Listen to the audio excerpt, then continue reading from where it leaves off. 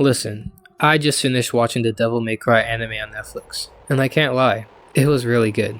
As someone who's only vaguely heard about the series, this was my first formal introduction to DMC, and I enjoyed every single episode of the show.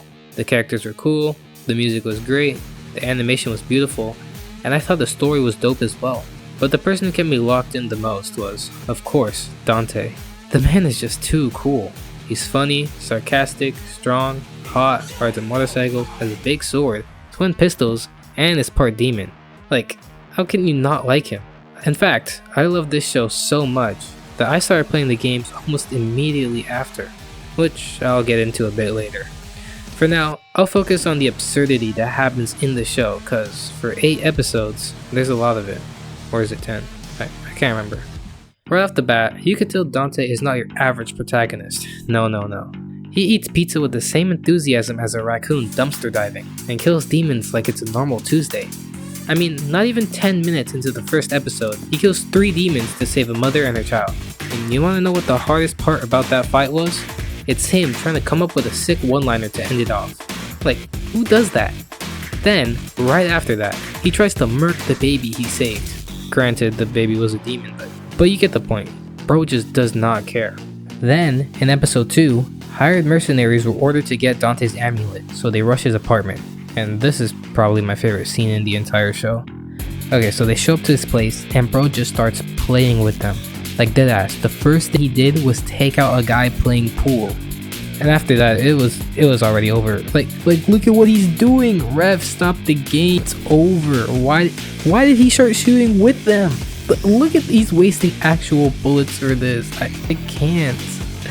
And after he finished whooping the first batch, he went straight to his jukebox to play some music for the second batch, just because he works better at music.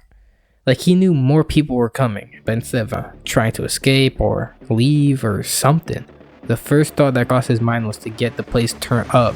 But he busts a move waiting for them. Whatever. Then he goes ahead and wipes the floor with the rest of them, obviously. Does a your mom joke in mid-fight, by the way. And through all of this, he manages not to kill a single one of them. Do you guys not see how tough this is? Even when his amulet got taken, bro is still just goofing around. He's so tough, he gets glazed mid-battle too. Like, what is this? It's not fair. And this is how he is for most of the show. He's funny even in tough situations and just kicks butt the entire time. I mean, not to say there aren't times where he locks in, but those are very few compared to his more lighthearted moments.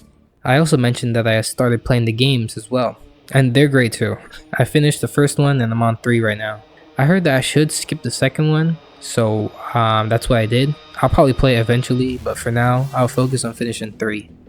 But anyways, I don't know what I expected, but he keeps farming aura.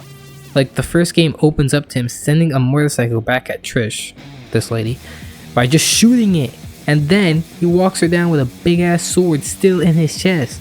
He just rips that shit out and chucks it straight into the floor. Bro's a nonchalant dreadhead now. In fact, he even started to aura farm when no one was looking. One of the first swords you get is, I think it's called Alaster. Can't remember. Yeah, Alaster. And it comes flying down and impales Dante's chest. Now, instead of pulling the sword out like a normal person, a normal individual would have done, Dante pushes himself through the entire sword before grabbing it. And ladies and gentlemen, this is no small sword. Shit is at least half the size of Dante's height.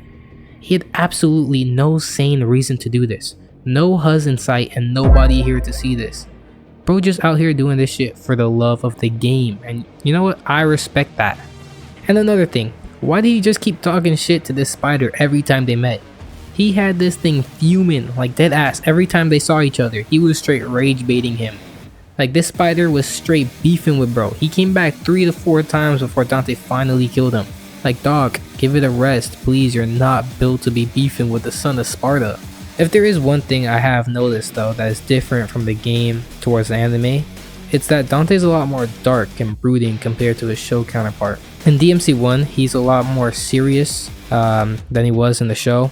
I started 3 and I think the show more really resembles that version of Dante more, at least at the point where I am. He's laid back and more sarcastic compared to the first game, and of course he's aura farming here too. The third game opens with Dante getting a call on his phone, and instead of answering the phone like a normal person, he walks over to his desk, kicks his chair into the air. It lands, he takes a seat, then he proceeds to slam his foot onto his desk, catching the phone, answers it just to tell them that he isn't open, hangs up, and proceeds to eat a slice of pizza.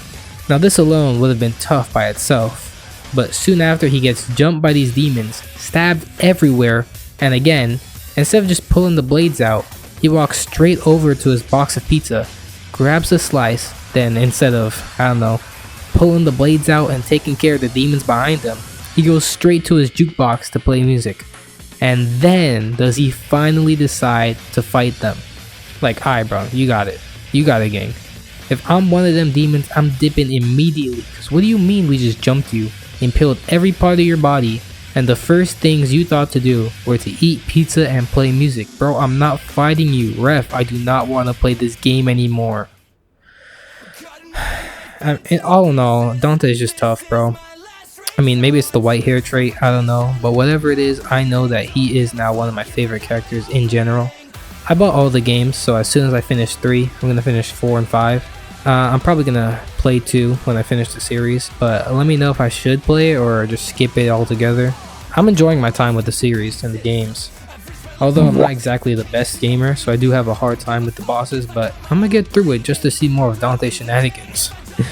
Anyways, I'll probably make another video when I finish 5, so look out for that in the future. I don't know how far away in the future that's going to be, but it will happen eventually. I just wanted to talk about Dante. It's late and I probably forgot a lot of other weird shit he did. But yeah, thanks for watching, and I'll see you in the next time. Whatever. Yeah, bye.